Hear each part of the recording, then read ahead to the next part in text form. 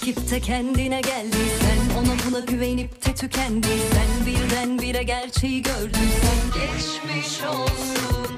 Ne yarar ki sonlara kaldıysak, birbirimizin ayağını kaydırsak, sen bana düşman buna bin pişman olmuyorsun. Hadi gel yine kendine sarmasın, bana gelince hep egolar coşsun. Gelip o ateşi söndür el alemi, sönmüyorsun. Ne olur sakın gitme, kal aklımda. Kalbim sebepsiz tadilat altında. Bıktım bu desteksiz atanlardan. Senden beri tek aşk yok hayatımda. Ne olur sakın gitme, kal aklımda. Kalbim sebepsiz tadilat altında. Bıktım bu desteksiz atanlardan. Senden beri tek aşk yok hayatımda.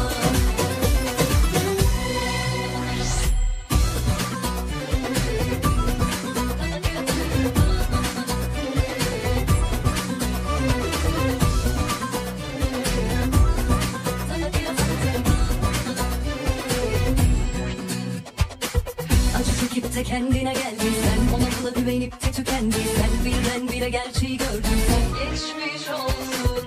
Ne yarar ki sonlara kaldıysak, birbirimizin ayağını kaydırsak, sen bana düşman buna bin pişman olmuyorsun. Hadi gel yine kendine sarmasın, bana gelince hep egolar coşsun. Gelip o ateşi söndür el alemi, sönmüyorsun. Ne olur sakın gitme, kal aklımda. Kalbim sebepsiz tadilat altında. Bıktım bu desteksiz atanlardan. Senden beri tek aşk yok hayatımda. Ne olur sakın gitme, kal aklımda. Kalbim sebepsiz tadilat altında. Bıktım bu desteksiz atanlardan. Senden beri tek aşk yok hayatımda.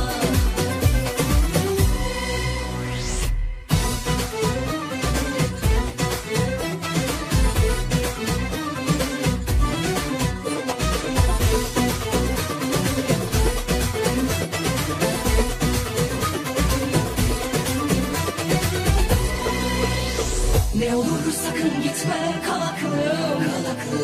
Kalbim sebepsiz tadilat altında. Bıktım bu desteksiz atanlardan. Senden beri tek aşk yok hayatım.